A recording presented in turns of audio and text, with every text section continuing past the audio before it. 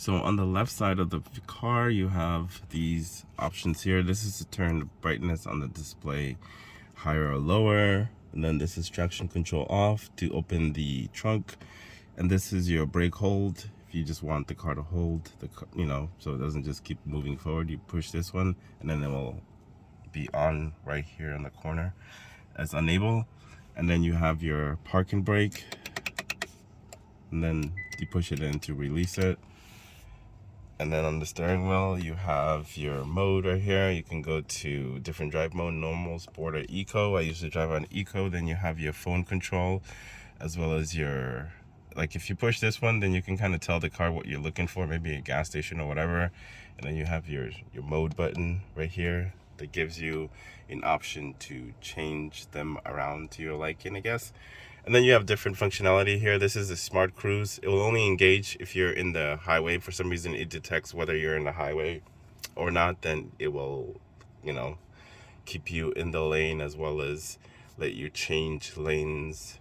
All you have to do is just put the indicator. It will detect whether somebody's on the next lane or not. And then it will automatically change lanes for you. And then this is also like, if you push this one right here, that's how these work together.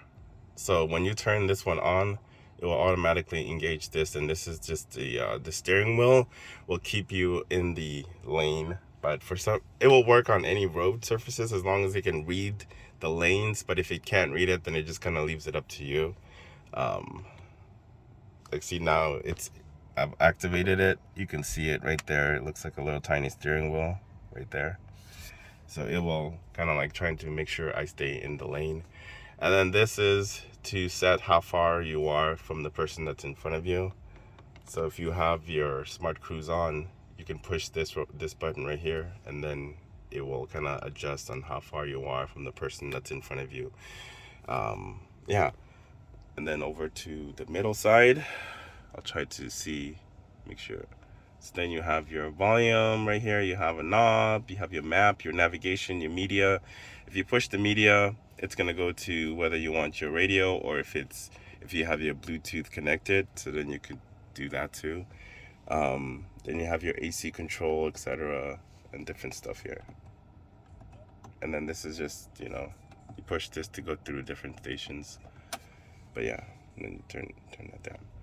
And then you have your parking. You can push this at any time, and then it will show you exactly how far back you are. As you can tell, I'm like way too far back. So if you push this button at any time, it will activate that for you. And then this is I'm assuming it says parking sensor. I'm assuming that's what it says. And then, yeah, and then you have a couple USB. You have two USB there. You have one USB there and a plug. Two USBs right here, and then there's wireless charging, heated seats, and heated steering wheel. I didn't have to pay extra for that, so there you go. That's a jab at BMW. And that's just a quick look. And then I really dig the blue lights here. I like that design with the blue lights. It definitely looks so much better at night. You can definitely tell the materials are a little bit soft, not too hard. It's a softer material. But this one right here it's even like a softer material, so it's not super hard plastic. So we'll see how long this lasts. Like I dig the whole blue design with the only complaints that I've had, and everybody that asks me about it, my only complaint is the audio system. I feel like it's not as loud. Like you really have to crank it up like high 50, 60 to, get that little nice bass sound. So that's my only complaint. I think if I were to change anything, I would probably replace all the speakers, the front two speakers as well as the two back speakers, and maybe put an amp. But that's just me. I like loud sound, so maybe it's just not loud enough for me. And then maybe later on we'll take a quick tour of the outside as well too, showing you guys. So there's 3 sensors in the front, because it tells you, roughly there's 3. You have your main one up here. I'm sure this is for the smart cruise to determine, how far ahead somebody is in front of you. And another thing, like when you push this button right here, it gives you different selections up top there. So when I push it, hold on, let me see. as you can see, when you push it, it goes around. So there's actually a display here, a tire pressure, so you can tell you exactly how much PSI your tires are, which comes in very handy, especially when you have low tire pressure. Usually what you would do is you would check all the tires to see which one it's low tire pressure or the pressure is low on. But the car will tell you exactly what the PSI are for all your 4 tires, and it just varies depending on how cool it is and how hot it is. But anyway, and then you have this right here. I kind of wish that this would be copied a little bit more from the Tesla, because like when you see other cars around you on the display right here, it just shows this big box, like a big old box. Your car, it shows you Ioniq, but then it just shows like boxes. So far ahead, it'll be like a little box. I kind of don't like it, but it is what it is. That's just a little quick look inside the vehicle, and of course there's a ton of different options here. You have your warmer, your climate controls, your different media things. It's just a plethora of different options here. And you can also see how much range you get and how far that's going to take you with the AC on and off.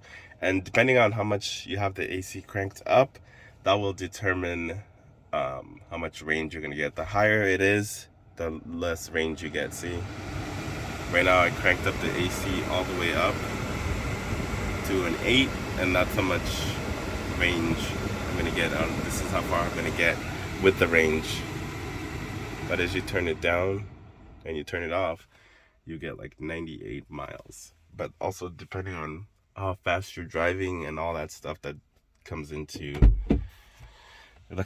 effect.